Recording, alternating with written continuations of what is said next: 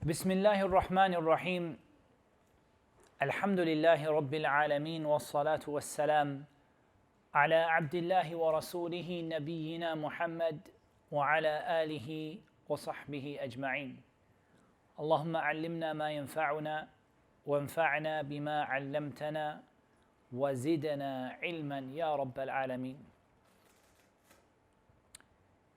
This is the second part of what has been a two-part lecture.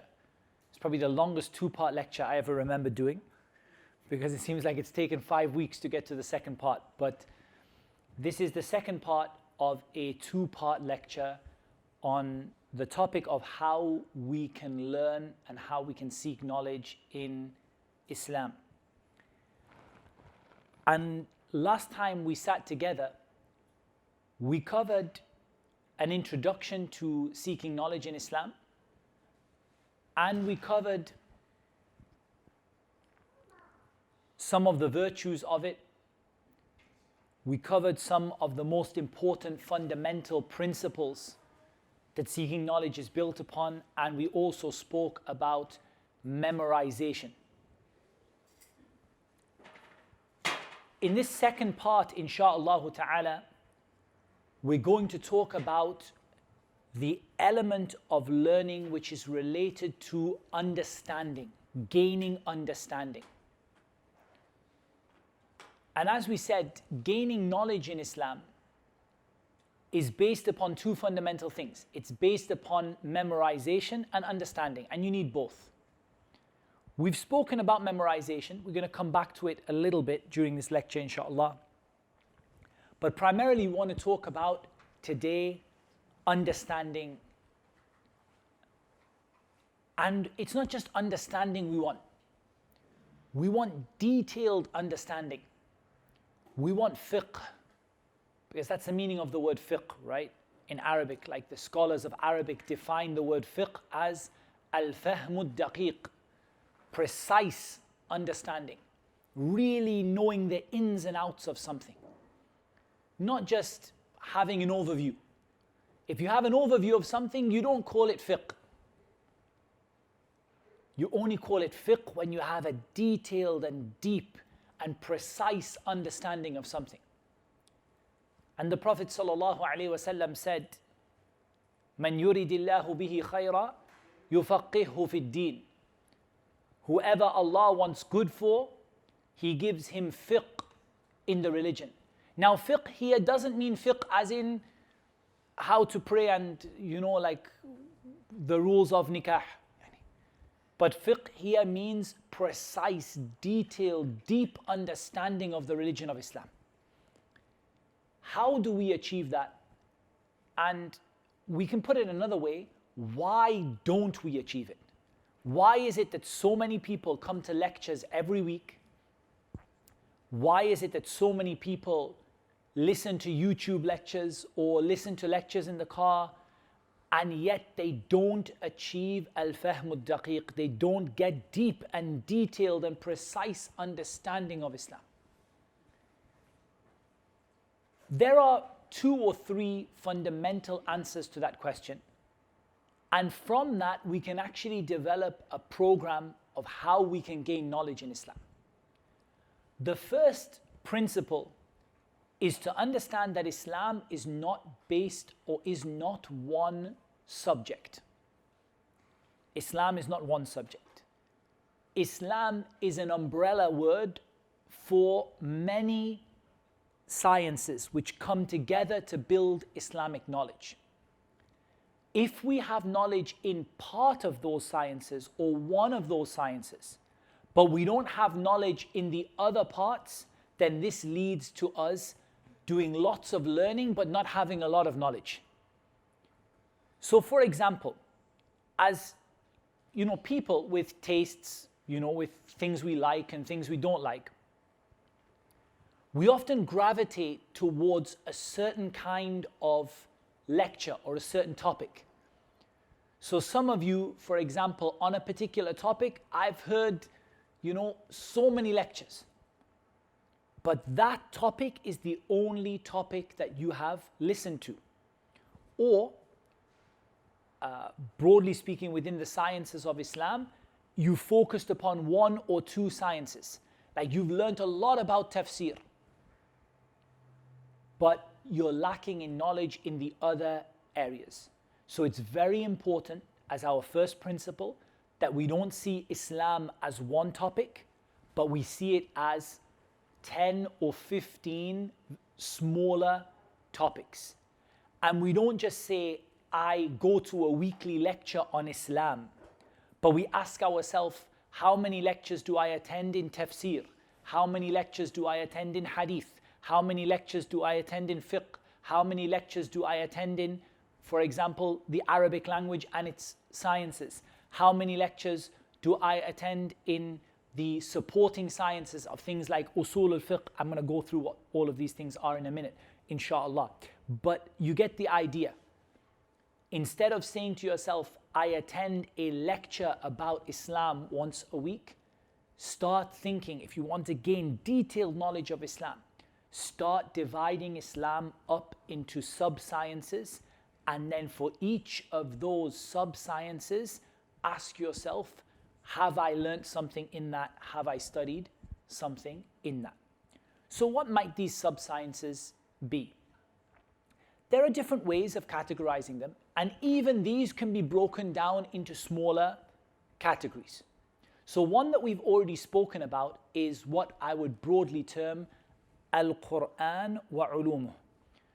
Quran and the knowledge related to the Quran.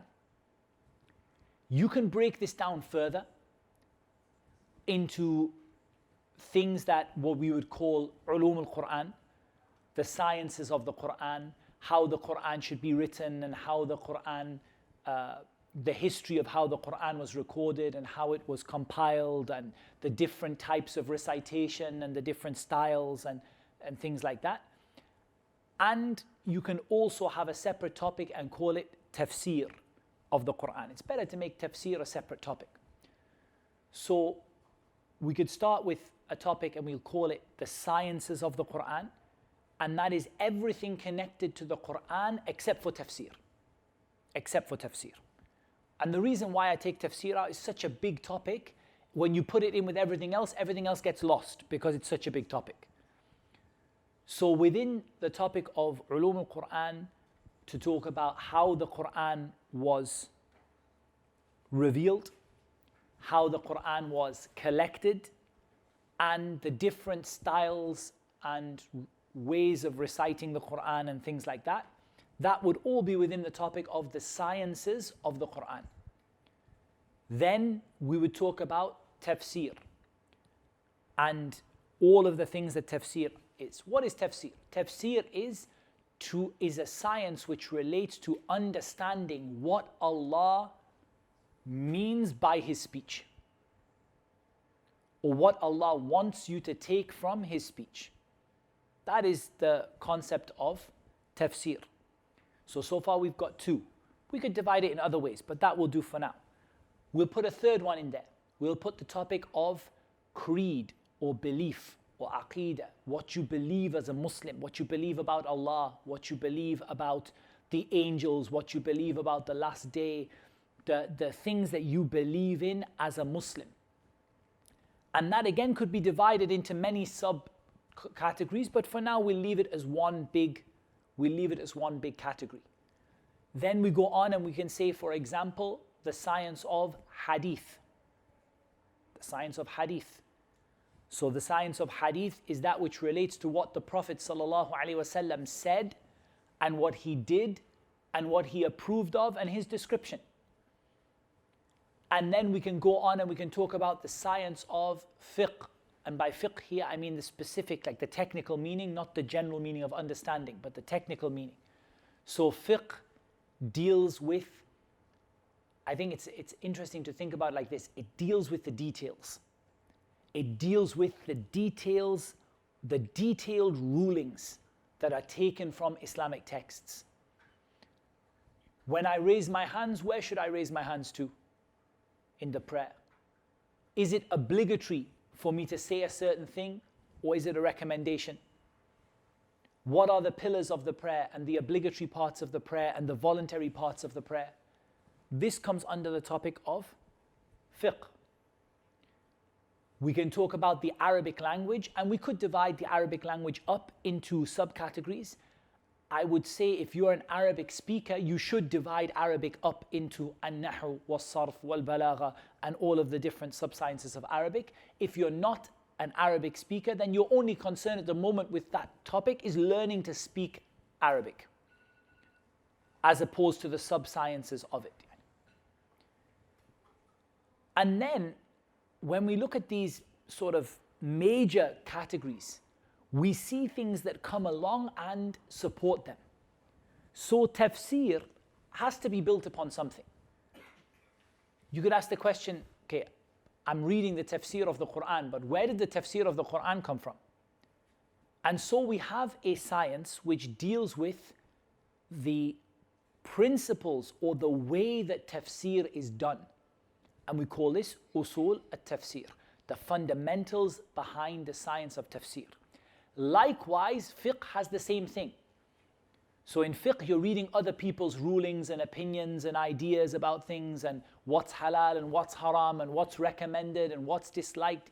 But there has to be a supporting science behind that. There has to be a set of rules and principles that tell you why something becomes haram, why something becomes an obligation, and we call this usul al-fiqh, the fundamentals of fiqh. And hadith as well. How is a hadith authentic or inauthentic?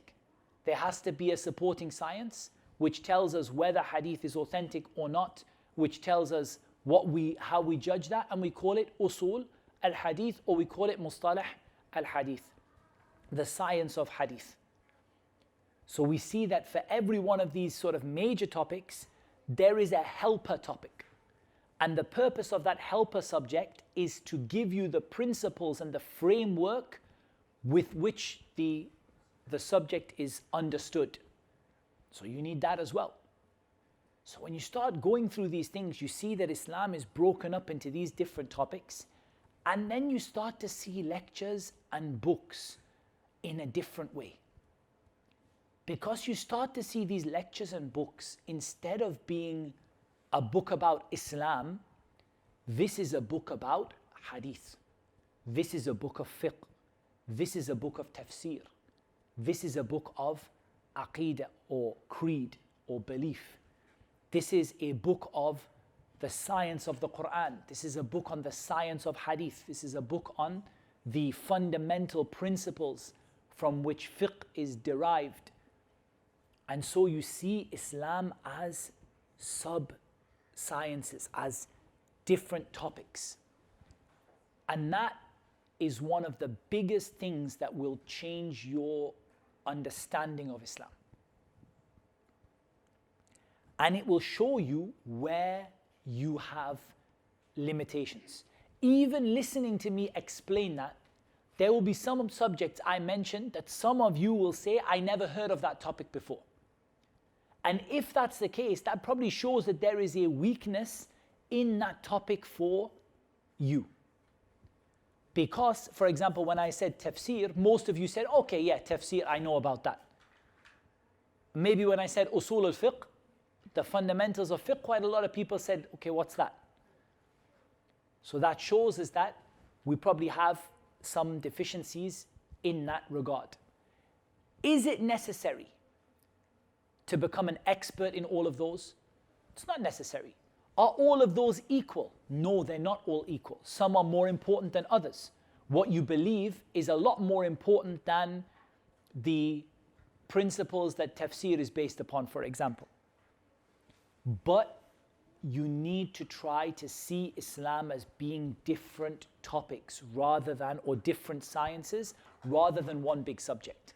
And this will show you where you have some deficiencies, and it will allow you to become much more knowledgeable about Islam. How far you take each one of those subjects is up to you. But what I would say is you should at least have a basic to intermediate understanding of all of them. Not just one of them or two of them.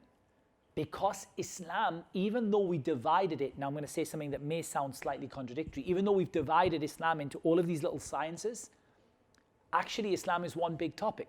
one big science. And so these sciences support each other.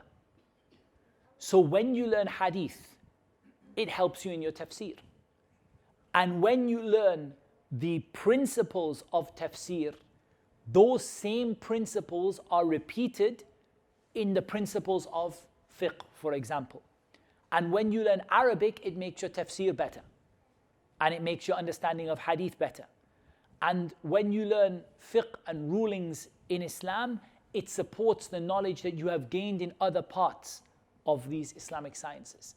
So it is important to have at least a basic understanding of each one of these sciences. At least know what it is. Even if you don't want to study it, at least have an idea what it is. At least understand where it starts. And this brings me to my second major point. My first one is don't see Islam as one big topic. See Islam as lots of smaller sciences. The second major thing that you need to develop good understanding of Islam is you need to go in stages. So you need in each one of those sciences to start at the very beginning. And one of the biggest problems we have is we switch on YouTube, we listen to a lecture, but that lecture may well not be at the beginning of what that person needs to start the topic off. So they're listening to a lecture about hadith, but there is a chunk of material that they haven't studied from the beginning of the topic.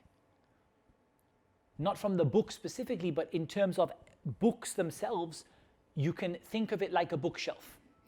On this bookshelf, each shelf represents a topic in Islam.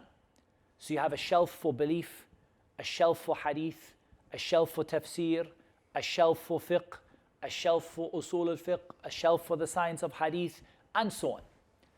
On each shelf, you have to order the books from easy to difficult. And what happens is often if you start reading books from the middle of the shelf, you get confused because those books are based upon what has preceded from the beginning of the bookshelf. And so it's really important when you learn Islam that you start at the beginning in each topic. And that's difficult. It requires you to be almost a connoisseur of Islamic sciences and knowledge, not just somebody who picks out a YouTube video and says, I'll watch this. That's fine if you just want general topics to raise your iman, but it's not going to give you detailed understanding of Islam. It's not going to give you precise knowledge of what Islam is and what Islam isn't. It's only just going to give you a bit of knowledge about something, which is, it's kind of like ripping a page out of one of the books and, sticking it on your wall. There's a bit of knowledge there, but you don't have the context of where that knowledge belongs and how it links to the knowledge that came before it and the knowledge that's coming after it. So you have to be strict with yourself and you have to start at the very beginning. And what you want at the beginning is you want a book which gives you an overview of the topic and introduces you to terminology. This is what you really want. You want a book that gives you an overview of the topic, as in it gives you a brief, like sort of a bird's eye view of the topic you're going to study, and it gives you terminology, because each one of these sub-sciences has its own terminology. And let me just give you an example. The word sunnah has maybe 7 or 8 different meanings. In every science, it means something different. So if you hear a scholar of Aqidah or you're reading a book of Aqidah, a book of creed about Islam, belief, and they talk about sunnah, then the sunnah means the opposite of bid'ah, the opposite of innovation. Any person, sunnah meaning having the belief, the correct belief, as opposed to an innovated and introduced belief. If you see the word sunnah in a book of hadith, then it means what was reported from the Prophet ﷺ, from his statements and actions and approvals and his description. If you see the word sunnah in a book of fiqh, then often what it means are those things which you are rewarded for doing, but you are not under a threat of punishment if you don't do them, yani voluntary acts. So have you noticed that each time we go to a different science, the word means something different? And so what you need from your introductory book is a bit of terminology and a bird's eye view of what that subject looks like and what that subject kind of, something to get you almost like, I would describe it like a bunch of keys. What you need in the beginning is a bunch of keys. What I mean by that, something small that you can hold, each one of them will open a door of information. Each one of them will open a door. And what's behind that door are volumes and volumes of information. But all you just have is a little key. You remember the key and you have access to the door and everything that's behind it. So for example, give you a simple example. When you memorize the names of Allah, and maybe you memorize them in some sort of poetry form where you can keep them in your memory easily. Each one of those names opens a volume of information which you can remember and you can have stored in your memory. You don't have to memorize that whole volume of information. You only need to memorize the name, and the name unlocks a part of your memory which has lots of sort of information in it, and from there you can memorize a small amount and get access to a big amount. So this is what you want from a beginner's level book. What you don't want from a beginner's level book are differences in opinion. You definitely don't want to know that this person said that it's black and this person said that it's white, because that is going to lead to you getting confused. You want one opinion, and you don't want a lot of complexity. You don't want it to be really complicated. You want a basic, nice introductory book that gives you terminology, gives you an overview, doesn't give you any differences of opinion, and doesn't overcomplicate things for you. Something you can refer back to again and again. And often it's the case that we actually memorize that initial book. Some of those initial books are so succinct and so compressed and easy to understand that you can actually memorize that first book. You will relate to whatever you will learn and whatever you learn later will relate to something that you have memorized from that initial text and that initial book. As you progress on, you're going to first of all need to understand the evidence. So that's probably in the intermediate level. You would have a book that not only tells you what to do or an introduction to the topic, but gives you some of the evidence, a little bit more complexity. And then you progress to a book that gives you some differences of opinion, maybe has some incorrect opinions in it, which you have to unravel and unlock, and so on and so on. As you go through the stages, the complicated books become easy because they're built upon things that you have already understood and you've already taken on board. This now brings me to the third important point. So the first one we said, see Islam as a series of sciences, not one big topic. The second thing we said is go in stages. Start at the very, very beginning and move onwards and onwards and onwards. The third is keep a record of your study and have a plan. And the two of those can go together.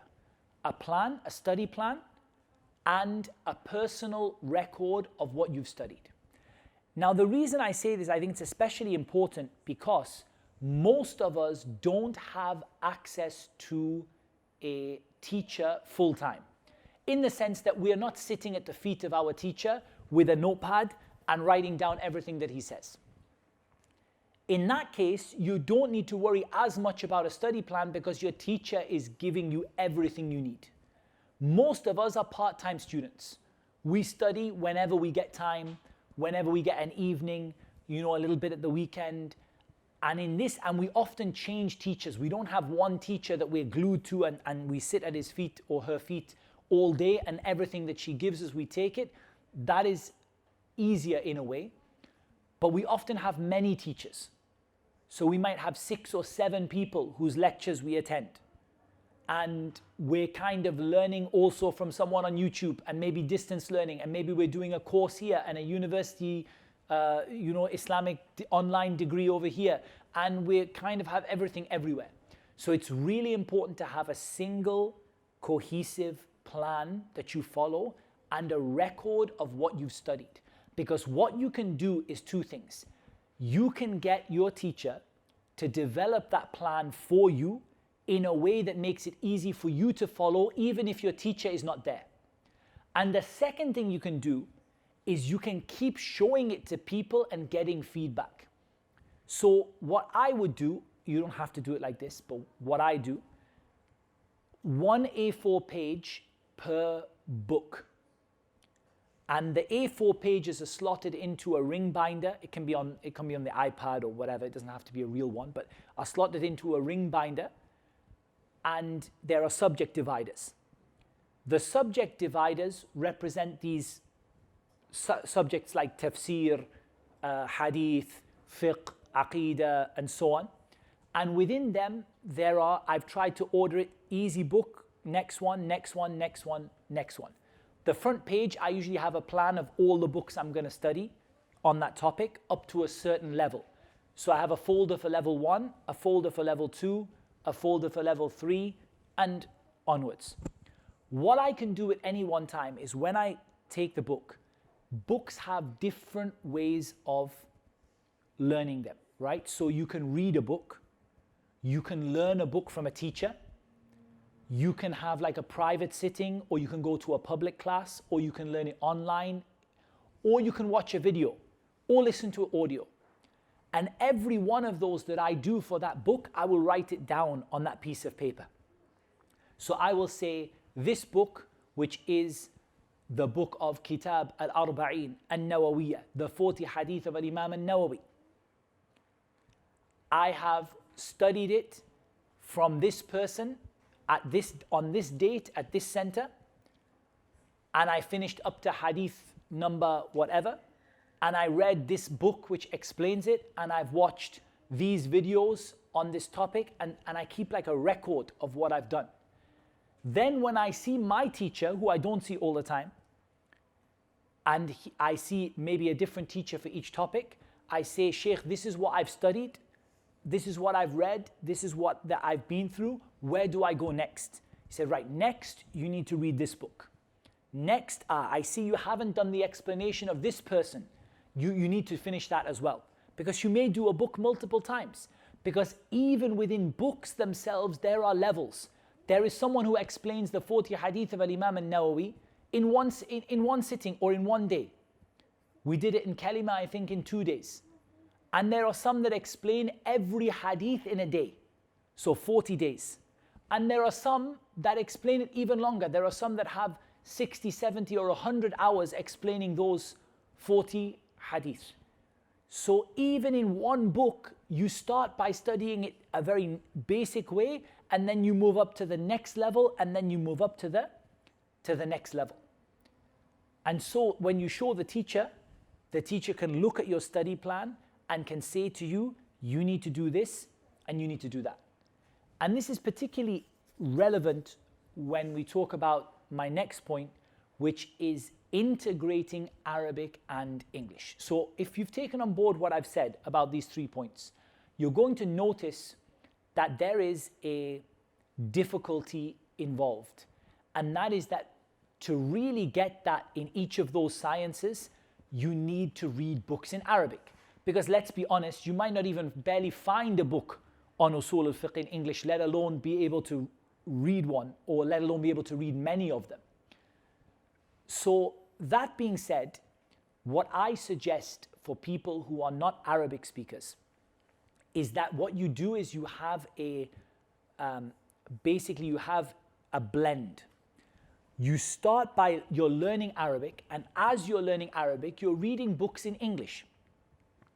The more Arabic you know, the more you switch over to books that are written in Arabic by the time you've done 3 years worth of books in English and you've finished all the books that there are to finish in English, then in terms of study books, then you can move on to Arabic, because by that time your Arabic is good enough to transition yourself from English into Arabic, especially because the beginning books you're going to do in Arabic are going to be simple ones. They're going to be basic ones. They're not going to be very complicated. So that is what I suggest people do. You start by learning Arabic, and while you're learning Arabic, you're studying these books in English.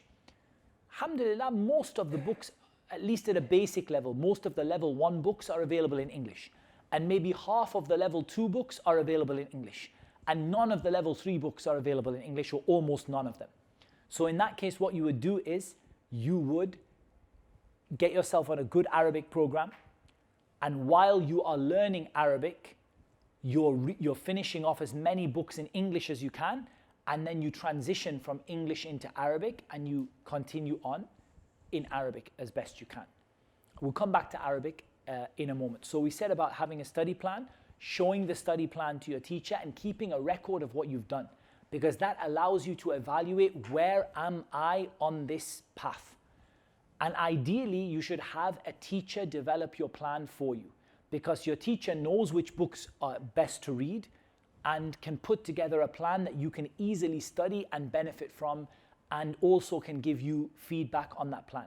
There isn't one study plan that is right. That's not the case. In fact, different teachers from different places in the world with different perspectives will give you different plans. And I'll give you one example. I took one study plan from my teacher in Saudi, and I took another one from a student of knowledge from Somalia. The one from Saudi was about 3 times bigger than the one from Somalia. Okay? But the one from Somalia, it was expected that every book you will study it down to the last comma and full stop, and you will, like, down to even the fact that you'll answer questions on grammar in every book that you study, and you'll go into it with a microscope. And the Saudi one, it's expected that you'll just skim over each book, but you'll do more. Neither of those two are, one of them is not right and one of them is not wrong. It is simply down to what that particular teacher, the style that they have.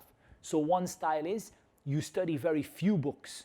Maybe you finish level 1, 2, and 3 with only, in every subject, you might only do 3 books or 4 books.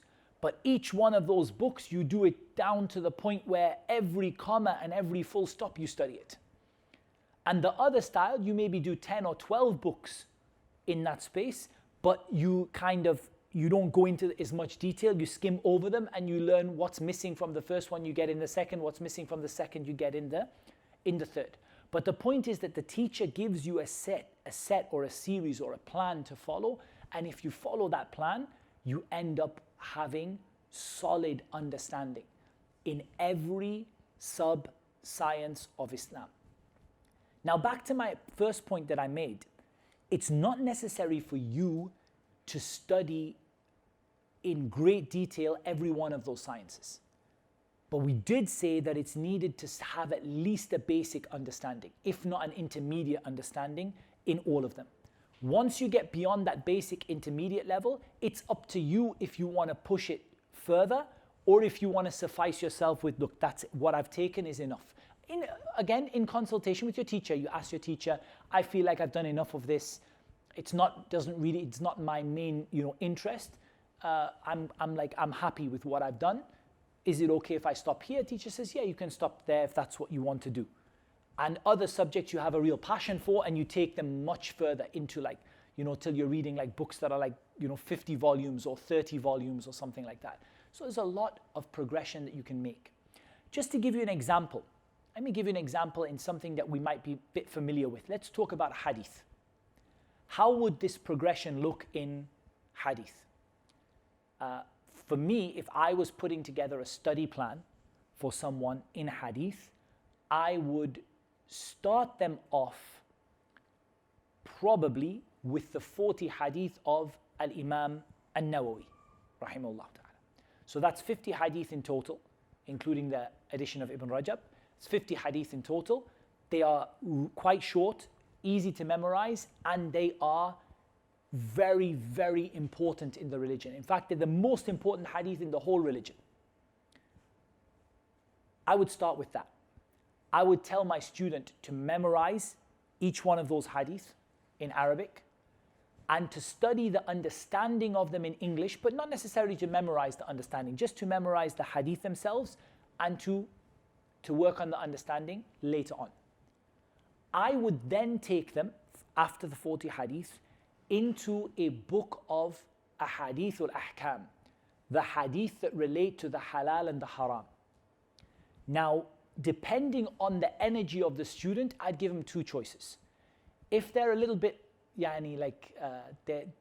if they're not so keen, like they just want, they're happy to go on the slow road, I would give them something like Umdatul Ahkam. So it's a collection of ahadith which relate to rulings in Islam. Hadith on prayer, hadith on fasting, hadith on zakah, hadith on hajj, hadith on marriage, hadith on, and so on. If the student had a bit more energy and really wanted to memorize a lot and study a lot, I would tell them go to Bulugh al-Maram, which is the same kind of book, but there's a lot more, the content is a lot more. And we study Bulugh al-Maram, we teach it on a Wednesday in Sharifat al-Attar Masjid in Al-Barsha. So beginning to end, I would tell them to do Bulugh al-Maram. Now that's not going to it's not going to be quick.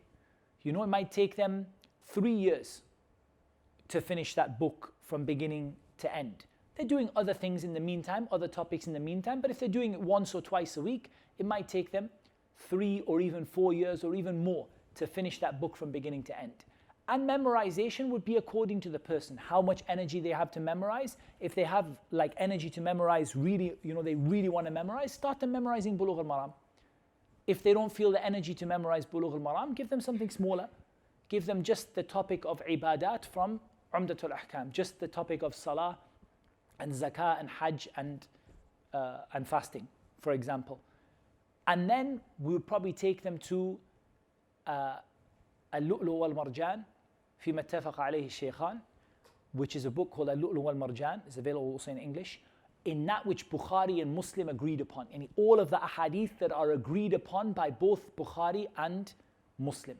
Memorize them and understand them. And then, if they still have energy after that, I would say you're done from the intermediate level. If you still have energy, start doing the 6 books of hadith from beginning to end. Muslim, Al-Bukhari, Abu Dawud, At-Tirmidhi, An-Nasa'i, Ibn Majah, beginning to end. But that's for those who have more energy. So the point is, I would put together a plan that looks something like that. I might put some things in between and some books and explanations, but I put a plan that looks something like that. The student will do their best to follow that plan. Now they might themselves not be able to study all of those in classes. For example, if they're living in Dubai, there is a class for Bulugh al-Maram. So you can go to the class. You don't need to study it from YouTube because you have a class that you can go to and you can sit at. And this brings me to my next principle, which is not every method of seeking knowledge is equal in weight. Okay? The best kind of seeking knowledge is where you have a private sitting with a teacher or a small group. You read the book to the teacher and you make notes on the book from the teacher. This is the best kind. Followed by public classes. Followed by distance learning. Followed by video. Followed by audio. Followed by books. So we started with private sittings or small groups with the teacher. Can you get it? Yeah, sure you can. Just have to push people and ask people. And especially when the teacher sees you've got energy. Sheikh, I've been told that I have to memorize the 40 hadith of Imam al-Nawawi. Is it okay if I can come and read them to you and you can give me a short explanation and I've got 5 or 6 other brothers who want to come as well? People feel energy. When you see a student like that, you want to do it for them. You're like, okay, maybe someone might say, I don't have time, but this other brother is doing it. People want to do it. They want to help people out. But when someone comes and says, I just want to learn something about Islam, I need to get knowledge, I want to go and study abroad, you have less energy to help them because you see that they're not putting as much work in from their side. If you can't get that private sitting, which is true many times, the person will say, I'm too busy. See how many of those books can you get in public classes, where you have a class here, a class there. Now people at this point are going to say it's hard. It is hard. You're going to have to give up your time. You're going to have to travel sometimes some distance to get it. You might have to sit in an uncomfortable masjid or on a floor for, an hour or 2 hours. But there's a very famous saying from the scholars of old, which goes that knowledge is not gained by resting your body. You don't gain knowledge by feeling comfortable, and you have to be a little bit uncomfortable. You have to work a little bit hard. You can't get it in a class. Is it possible to get it? Distance learning. Distance learning meaning you are a student in a class, but you're not physically there. You're attending the class live online or something like that. If it's not possible, is it possible for you to watch a video? Why do I say that a video is better? Why do I say that a video is better than audio?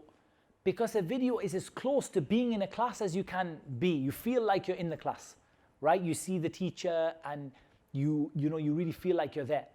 Then audio, and finally, reading a book. Reading a book is bottom of the list. You'll still have to do it sometimes, but it's bottom of the list when it comes to reading a book.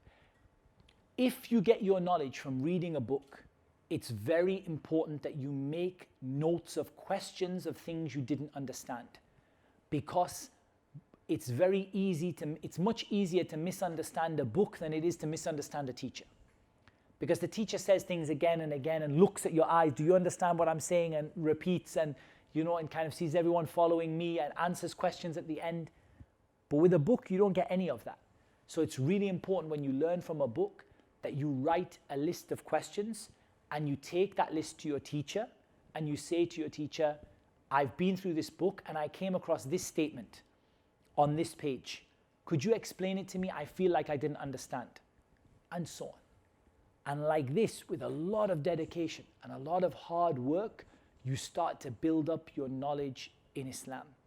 And you build it up to such a level where you can begin to delve into the bigger books. See, right now, everything we're talking about are still, even though we're talking about beginner, intermediate, advanced, they're still fairly small books. I mean, we said, Bulugh al-Maram, and we said Al-Lu'lu' wal-Marjan. They're still just, they're books you can hold in your hand. They're just one volume. But later on, you start going into books that are of many volumes, that contain many difficult issues and so on. And again, ideally reading to a teacher.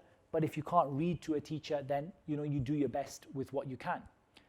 Added to that is the traditional Islamic system of Ijazat, getting an Ijazah in something, which is where you feel you've studied a book to a certain level. You go to a teacher, you study from the teacher, and at the end, the teacher gives you a permission in that book. What we call an Ijazah, gives you like a letter or a document which says that you have the permission, sometimes it's verbal, that you have the permission to teach this book, or that you have understood this book properly. And even if you're not studying in a formal Islamic institution, you can gather these from different teachers. And you can develop, sort of like a little portfolio or a personal record of knowledge. Bearing in mind what I said the first time about implementing, how implementing knowledge is the most important thing. It's the most important thing. And so going like this, that is how you develop detailed understanding in Islam. Now someone might say, how does this apply to my children? Because what you're saying sounds very complicated, and it doesn't have to be that complicated. Same thing with your kids. What do we do with our kids? What's the standard thing? Just get them to memorize Quran. That's it.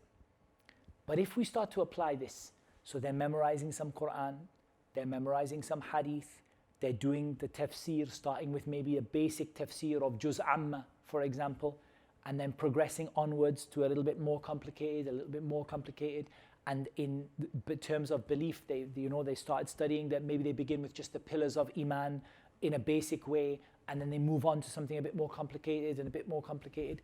And if we do that, our kids get a rounded education of what Islam is. So these principles, you can make them as complicated or as easy as you want. They don't have to be super complicated. You can, if you don't want to go to that crazy level, that really difficult level, you can go to a simple level. But you still have to see Islam as being different topics. You still have to start with the basics and move upwards. And you still have to keep a record of what you're studying and what you're planning to study.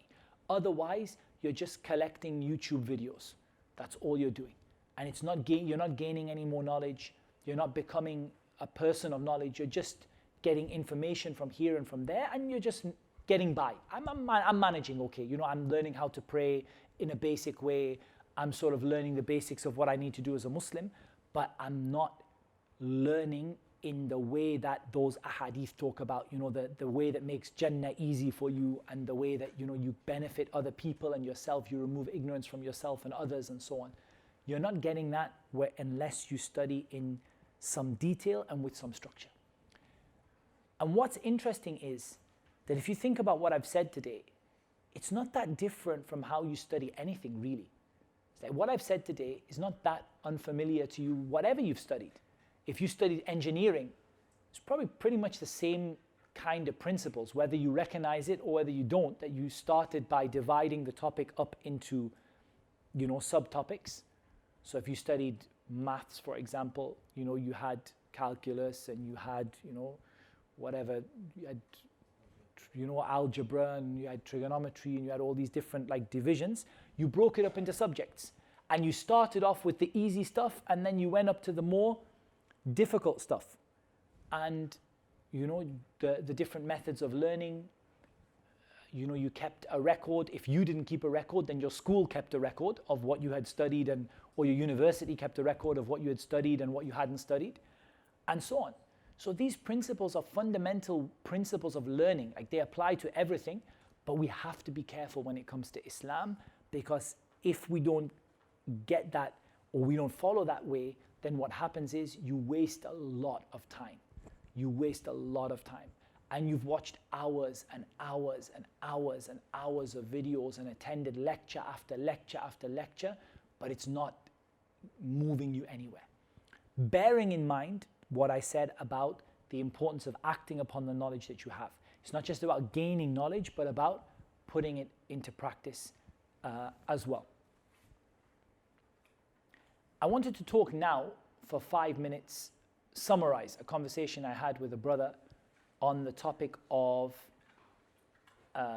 Arabic. So when I say Arabic here, I'm talking about Arabic for non-Arabic speakers. Arabic for Arabic speakers is easy. So we divide Arabic into al-nahu and al-sarf and al-balagha and whatever other things we need to divide it into. And in al-nahu we have a set of books that we follow. In al-sarf we have a set of books we follow. In al-balagha we have a set of books that we follow. And we finish the Arabic, you know, we finish our study of the Arabic language. That's easy for people who are Arabic speakers. But I'm talking about people who are not Arabic speakers. What is the best way to learn Arabic? And this is a difficult one. There are lots of things available, and each one of them has pros and cons. So there are live classes, as in classes that where you turn up as a student, you sit at a desk and you study. There are online teachers. There are books and videos and CDs and whatever else, MP3s and whatever else there are. And there's kind of like a mix and a hybrid and self-study and lots of other things. But there are some things that I think are really fundamental to learning Arabic, which I was discussing with a brother earlier on today, and I'm just going to summarize a few of them for you. The first is, and probably the easiest of all of them, is vocabulary. Get yourself a good vocabulary list. Put it on flashcards and start learning words. Even if you don't know how to put a sentence together. So you look around the room, there's a table, microphone, a stand, piece of paper, a pencil, tissues, a sofa, a carpet, a door, lights, a camera, a bookshelf, books, curtains, blinds, whatever. Each one of those has a word for it in Arabic. Just go learn the words. Get yourself a good vocabulary list and go and learn the words. You don't need a teacher to do it, to be honest. You can do it from just like flashcards, like picture on one side and word on the other. Test yourself.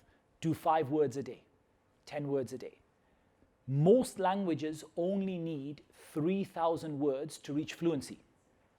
Even if you say that Arabic needs double that, let's just say Arabic needs 6,000 words for fluency. It's very achievable to do 10 words a day. 10 words a day and 2 years, and you've done a lot. You've done a lot. So I would say the first thing is vocabulary. The second thing is what some of the specialists in the science call corpus learning, where you have some material that you gain exposure to the language from. That can be written, it can be audio, it can be video, but it should be some material, and it should be graded by difficulty, meaning you start at the beginning, which is very simple, and it gets harder as you go on. An example of that I gave earlier on today is, for example, children's reading books. I don't know in Arabic what they call them, but in English you have like the Oxford Reading Tree and these different sort of books where they start you with, the cat sat on the mat, and then they, go up to like paragraphs and pages. In Arabic, similar things exist. For native speakers, book 1A, and it starts with, the Arabic equivalent of the cat sat on the mat, very, very simple words and simple to understand. And then it gets to very complicated sentences as you go on through the book. So that's an example of reading. For videos, even things like kids' cartoons, you start with cartoons aimed at 3 to 4 year olds, and then 5 to 6 year olds, and then 6 to 7 year olds, and then, for example, anything where you can get access to the language structured, where you're getting like each one is getting more complicated than the previous one. For audio, it's a little bit more difficult, but again, you might be able to find Arabic course audio or something where it starts off simple and it gets more complicated. So expose yourself to the language, starting off easy and getting more complicated. And the third thing you need is you need a little bit of grammar. I'm starting to kind of come around to the opinion that it's better to start with very little grammar and only take what you need, because grammar tends to put people off.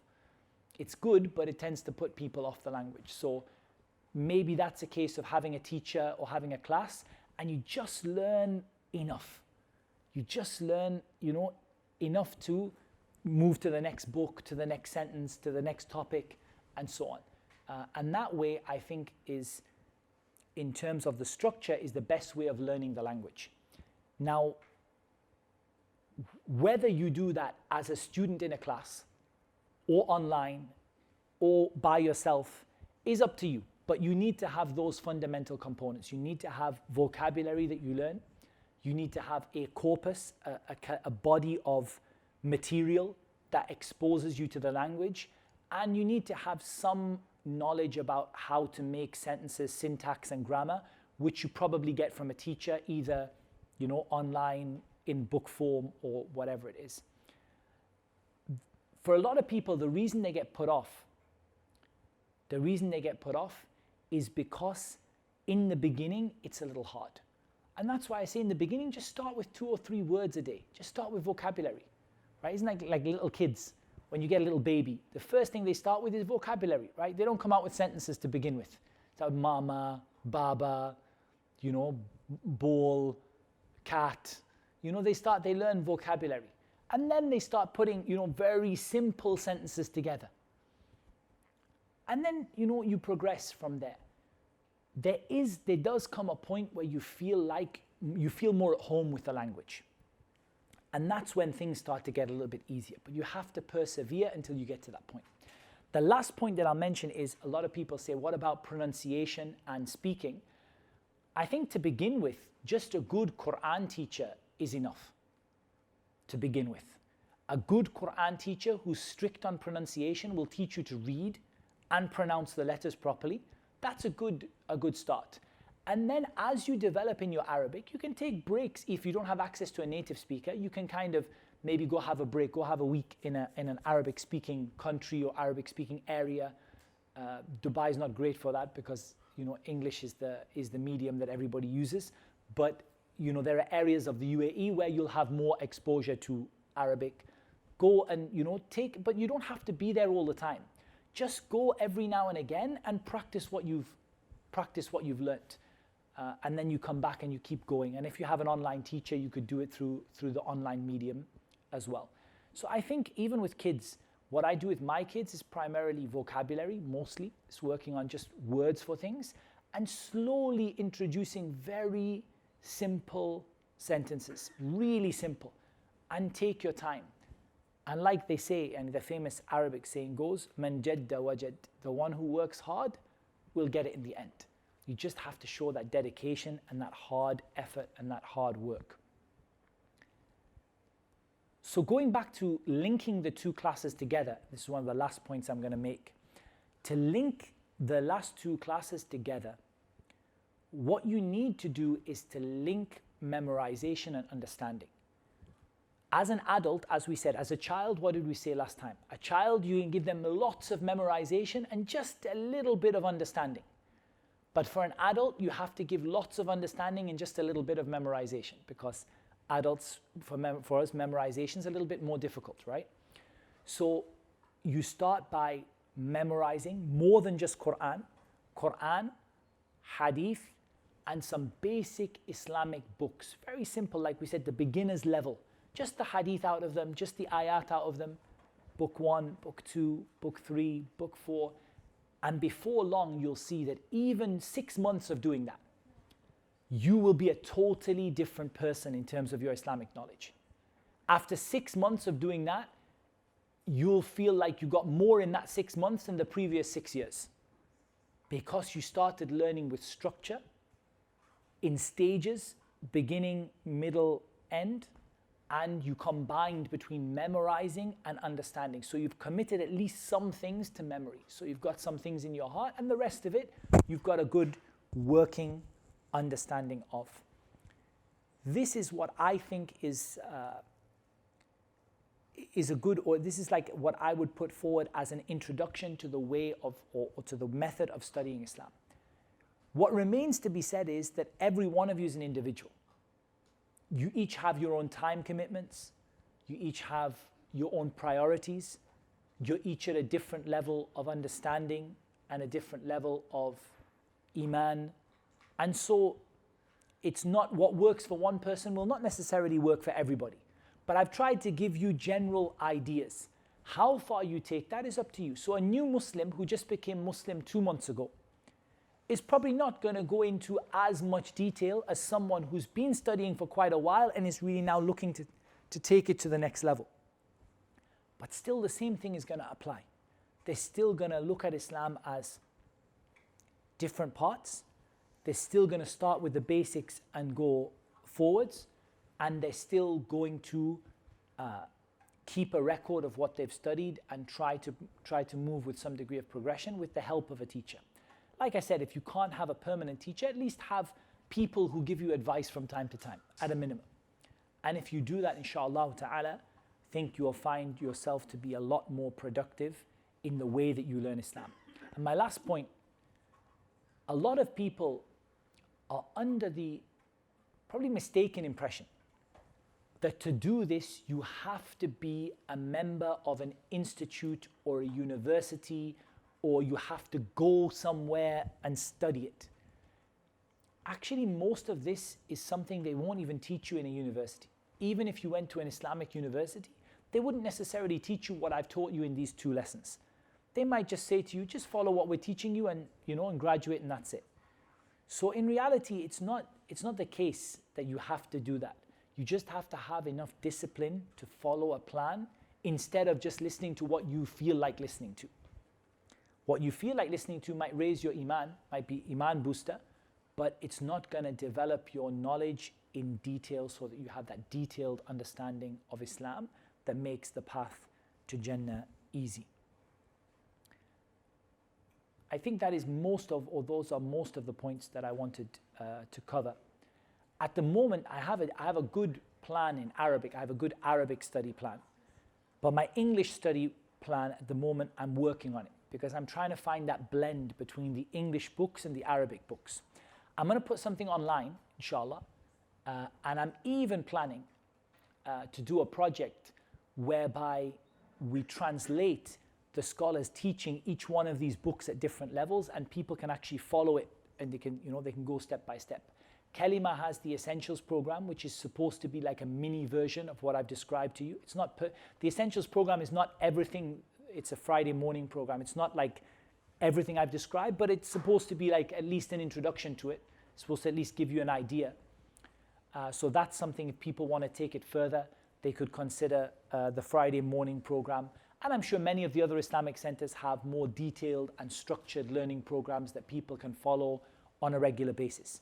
Those who want to get in touch with me and get some of the programs or get an idea, I think I'm going to publish something online first of all because it makes sense. And then if people have specific questions, they can ask about them, inshallah ta'ala. Like I said, at the moment, I have a good one in Arabic, but my English one is a bit lacking because what I found is it's just finding that blend between English and Arabic for the non-Arabic speakers is a little bit difficult, but it's something that you have to work on, inshallah. I hope that there has been in these two lectures something for everyone to take away, regardless of the level that you're at. Maybe not everybody will benefit from everything, but maybe there are takeaways there. There are things you can say, all right, okay, that bit I benefited from, that I could definitely implement, this I could do. So inshallah, that is what Allah subhanahu wa ta'ala has made easy. In terms of my classes at JILC, this will be the last one of mine before Ramadan, because by the time we go to the next third week of May, we'll be into Ramadan. So we won't have classes in Ramadan. After Ramadan, we'll see what Allah Azza wa Jal makes easy. I don't know what the plan is, but I'm sure those guys will let you know about it. And if anyone wants to catch me before then I have my usual classes with Kalemah, which you can follow and you can find on their website, inshallah ta'ala. Okay, questions? Who has some questions on this topic? Or on any topic, really, to be honest. It doesn't have to be on this topic alone. Salam alaikum. Thank you for everything. How long did it take you to learn Arabic when you first started? So I learned Arabic full-time.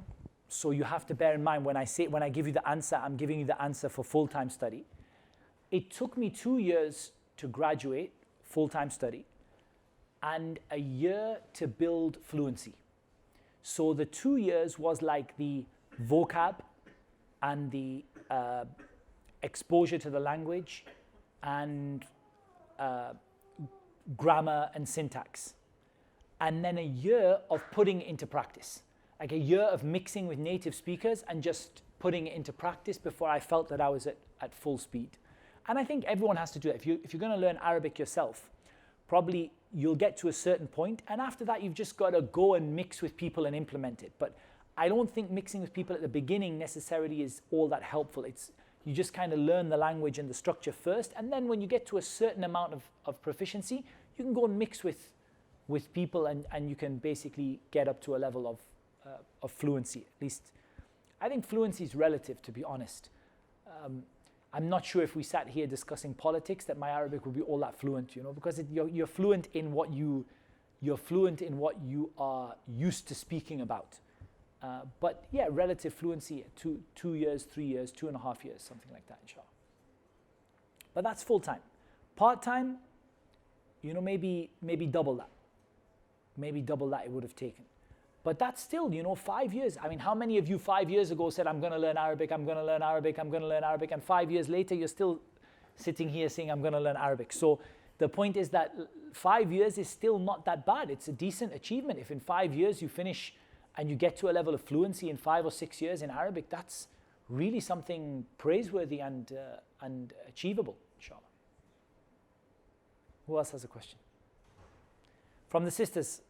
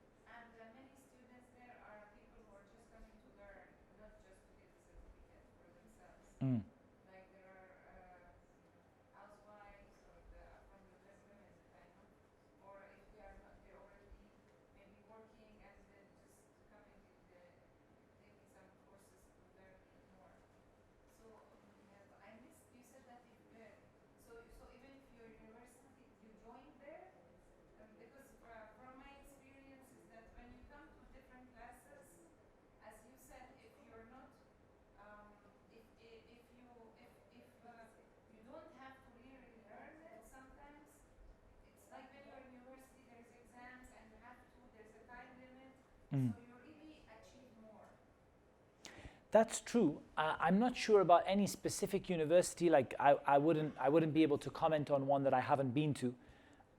But when you attend an institute, you definitely get motivated. But what I kind of wanted to point out is you don't need to attend one. Like if you don't attend one, you can still learn. It's not that much of a barrier. You just have to be more dedicated to learning than if you attend one. But even if you attend an institute or a university, you still need to have this private study plan, because that university will not give you everything. In fact, what I described about the whole plan and all the different topics, even in a university where you do 4 years full-time study, you will not get even half of that, because the university has to stick to its terms, schedules. You know, for example, I went to Kulliyat al-Hadith, the faculty of Hadith in the Islamic University of Medina in Saudi Arabia. And imagine it's a faculty that specializes in Hadith. And we only covered like 150 Hadith in Sahih al-Bukhari, 150 Hadith in Sahih Muslim, like 150 Hadith in each of the 4 Sunan, plus a full book of Hadith from beginning to end in rulings. But that's nothing. You know, that's a faculty that specializes in Hadith, and you're covering like 2,000 Hadith in total from beginning to end. In the Kutub al-Sitta, there are 33,000 and something odd Hadith in the 6 books of Hadith, of which you're covering 2,000. It's not even a drop in the ocean. So even when you go to a university, what you'll find is that university will not give you everything. They'll not give you a private study plan. They'll not take you through every book you need. They'll be doing a book and just do half of it, or just do 3 or 4 pages from it, or 10 pages from it, and then move on to another one. You have to still have the dedication to finish those books yourself and to seek help from the teacher outside of the university. Otherwise, the university itself, it doesn't give you everything you need. And that's why when people graduate from these famous Islamic universities, they don't graduate as scholars. That's why they don't graduate as scholars. Because ultimately, they're getting 10 pages out of a 600-page book. It's their responsibility as to whether they finish that book. The university is just going to give you the bits that you need. And after that, it's going to be your responsibility to take it further. That's why these institutes don't produce scholars, because they don't go from beginning to end, as opposed to the traditional Islamic way of learning, where you do go from beginning to end. You go from the beginning of the book to the end of the book, then you get an ijazah in the book. Then you go from the beginning of the book to the end of the next book and you get an ijazah. You go from the beginning to the end, you get... That way you do get scholars, because people literally finish all of the books under the guidance of a teacher, but that's not easy for everyone to do. So you make best use of what is available to you, but you still need to have your own study plan.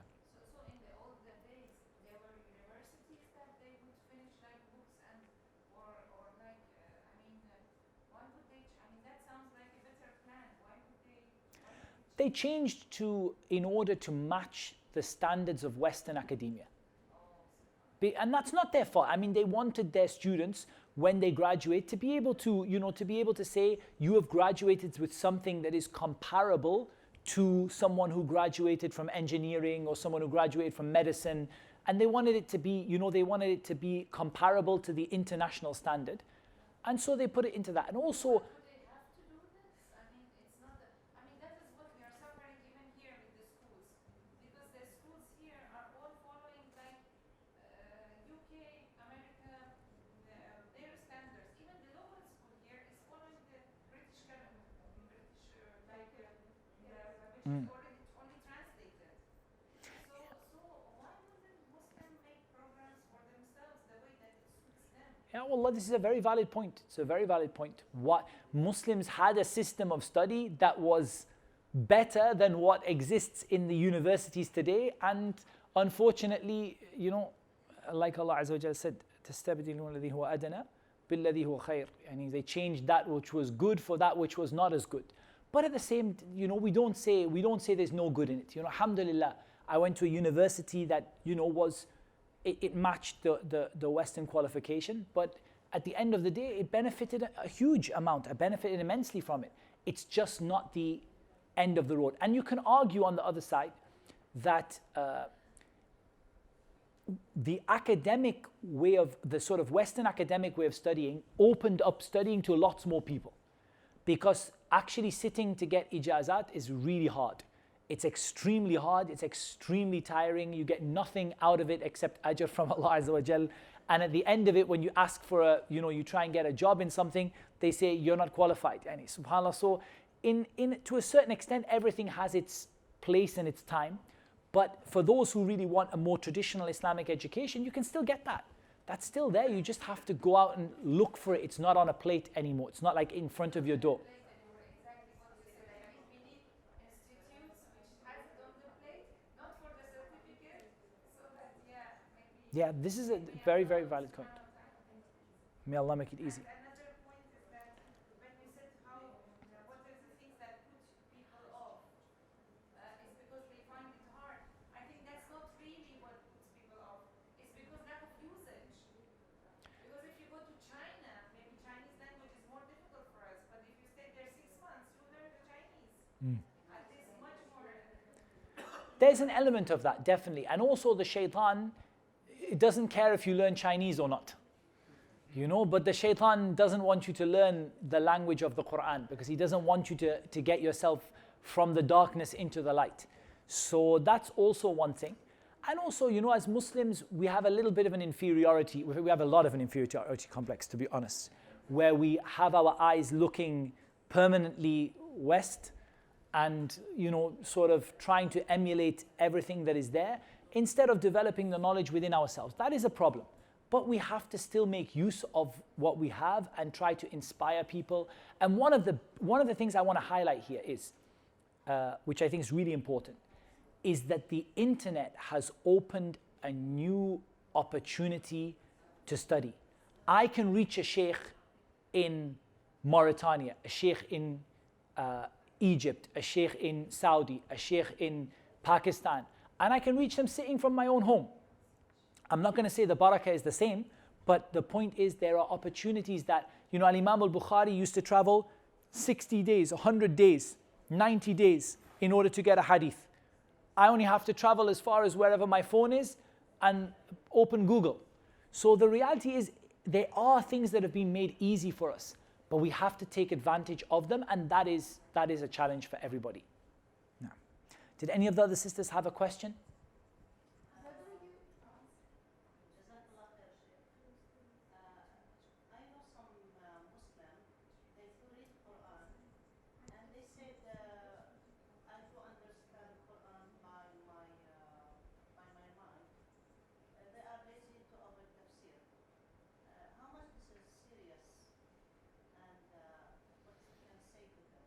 So these are people who say that they understand the Quran by what?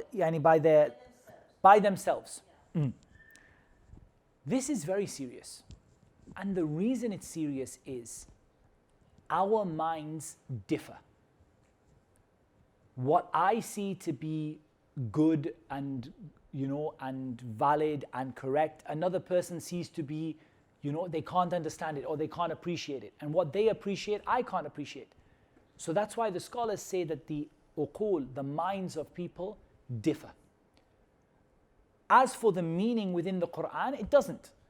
The meaning within the Quran, Allah Azza wa Jal has a meaning that He intends by His speech. If we get that meaning, we've taken the benefit. If we lose that meaning, we've lost the benefit. It's really important that people take tafsir from reliable sources. And we come back to that statement, that famous statement of Ibn Sirin, إِنَّ هَذَا الْعِلْمَ دِينٌ فَانظُرُوا عَمَّنْ تَأْخُذُونَ دِينَكُمْ. This knowledge you take is your religion, so be careful where you take this knowledge from. This is your religion now. You're going to stand in front of Allah on the Day of Judgment based on this. And the Quran has an understanding which was explained by the Prophet ﷺ to his companions, and they passed it on. Now let me give you an example of that so that people can, because maybe people might say, I don't appreciate what you're saying. So let me give you an example.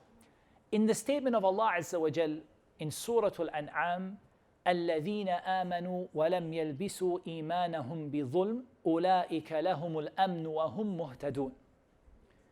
Those who believe and don't mix their belief with oppression. It is they who will have safety, and it is they who are guided. Okay. The Sahaba, when they heard this ayah, notice the Sahaba are the most fluent in Arabic and the most pure at heart. You know, they have no problem in understanding. They understood this ayah to mean that the only people who will be saved from punishment are those who do not sin. So they said, O Messenger of Allah, which of us does not sin? Which of us does not oppress himself? Every one of us oppresses himself. Every one of us does dhulm. So that means none of us will ever be guided, and none of us will ever have safety from the punishment on the Day of Judgment. And the Prophet ﷺ replied to them, it's not as you imagine. It's not as your dhan, as your impression, the idea that you had is wrong. It is as Luqman said to his son, Ya bunayya la tushrik billah, inna shirka la dhulmun azim. O my son, do not make a partner with Allah. Indeed, making partners with Allah is the greatest oppression. So they understood the ayah in a wrong way. And the Prophet ﷺ corrected their understanding. If that was the case of the Sahaba, how about us? They are the ones who are the most pure in speech, the best understanding of Arabic, the closest in terms of purity of the heart, the nearest to the understanding of Islam, and they still understood ayat of the Quran incorrectly. So how about us? And if you look today at some of the worst things that are done in the name of Islam, the killing and the slaughter and the most horrible things that are done in the name of Islam, where did these things come from? Except from a people who read the Quran according to their uqul, according to their intellect, their understanding. And they didn't go back to the people of knowledge. And so they read an ayah and they took it a certain way, and they completely misunderstood, to the point where they started to shed people's blood based on that understanding that they misunderstood from the Quran. For example, they read, وَقْتُلُوهُمْ حَيْثُ ثَقِفْتُمُوهُم. Kill them wherever you find them. And they said, this permits us to kill every non-Muslim wherever we find them. This is the example of a people who understood the Quran according to their intellect, instead of understanding it according to the proper understanding. And Allah Azza wa Jal warned us about this. Allah subhanahu wa ta'ala said regarding the Quran, منه آيات محكمات هن أم الكتاب وأخر متشابهات فأما الذين في قلوبهم زيغ فيتبعون ما تشابه منه ابتغاء الفتنة وابتغاء تأويله وما يعلم تأويله إلا الله والراسخون في العلم يقولون آمنا به كل من عند ربنا وما يذكر إلا أولو الألباب. Allah Azza wa Jal said, in this Quran there are ayat that have a single clear meaning. They are the foundation of the Quran. And there are others whose meaning is open to multiple interpretations. As for those who have a disease in their hearts, they follow that which the meaning is unclear, seeking a trial and seeking an interpretation that is pleasing to them. But nobody knows its interpretation except Allah, and those who are rightly guided in knowledge say we believe in it, all of it is from our Lord. So this is another ayah that warns us about interpreting the Quran in the way that suits us. Ibtigha al-fitna wa ibtigha ta'wilih, seeking a ta'wil, a tafsir that suits me, instead of a tafsir that was revealed by Allah Azza wa Jal. The Sunnah is the explanation of the Quran, and the Sahaba explained what we did not understand from the Sunnah, and by this we get the proper tafsir of the Quran, and we achieve what the purpose is, which is to understand what Allah intended by His speech subhanahu wa ta'ala. Did we have any more, or we're done for the night, inshallah?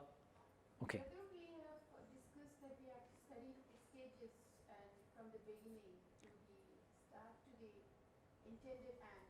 So how do we get the recommendation of this starting books, beginners books? So I'm putting something together at the moment. I have it already in Arabic, but I don't have it yet ready in English. I'm working on putting something together. And I'm going to try and put it on my website, muhammadtim.com, inshallah ta'ala, when I am, when I have it finished, bi'idhnillahi ta'ala. I'm hoping in Ramadan I'll get some time to finish it off. And even to make a project where we take the students through it book by book, it would be really nice, inshallah. For the time being, if you want to get some idea, you could have a look at Kalemah's Essentials program, the tapes, the MP3s that came from the program, the first year's program. That gives you an idea of some of the books, but it's only a basic idea. A proper thing, I'm looking at putting together a proper program, inshallah ta'ala, with a list of those beginners' books, inshallah. What is the MP3 name? It's called the Essentials. So if you go to SoundCloud and you go to Kalemah's SoundCloud, Kalemah UAE, their SoundCloud channel, and then you look for the Essentials year 1. There are some suggestions there, but it's not complete from beginning to end. But it's better than nothing, anyways, inshallah. Another point you discussed that we have to study Arabic language in two ways, or I don't know. No, I was talking about Arabic language from the point of view of native speakers. So native speakers, they have their study plan, and people who are learning Arabic as a second language, they have a different study plan. So Arabic is a second language, as I said, vocabulary and corpus learning and all the rest. But as for native speakers, they have their own books to study in Arabic, because even if you're a native speaker, you still have to study your grammar and morphology and whatever you call balagha in English. I have no idea what you call balagha in English. It's like eloquence and literary eloquence or something like that. I have no idea what you call it. Is it not okay to get into the culture, like how children are learning from the people directly? That Can we follow the theme that that's a technique called immersion learning. Yes, that does work, but it's difficult for adults to do.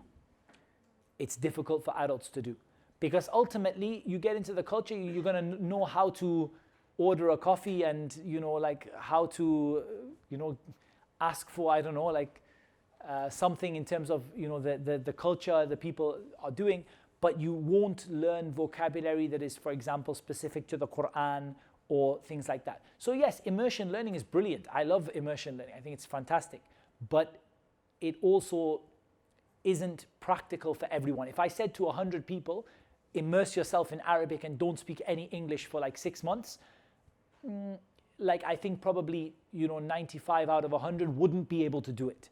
So it's about more kind of giving advice that benefits everybody. But yes, I think immersion learning is very practical for those who are able to do it. You go to a country where nobody speaks anything but the language, or you live in a household where nobody speaks anything but the language, and you surround yourself with it until you become comfortable with it. That is definitely something.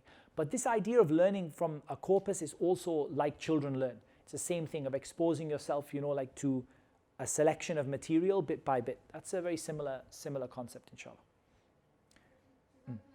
Wayakum. So we stopped. This series of books you were speaking about, like in English, you said that Oxford for Yeah. children. I think in Arabic there are some Ali's or something, Ali's series in Arabic. There's so many. There's more than one for sure. But Available in Dubai public libraries. I'm sure, and I think even JILC here have some upstairs. I think even upstairs here they have it. They have a complete set from beginning to end, or they had last year. They had a set. So you might try. I can't remember what the name of it is though. Okay, we'll stop there, inshallah. Anyone else who has any questions can just catch me as I go out. And Allah Azza wa Jal knows best. Subhanakallahumma wa bihamdika ashhadu an la ilaha illa ant astaghfiruka wa atubu ilayk.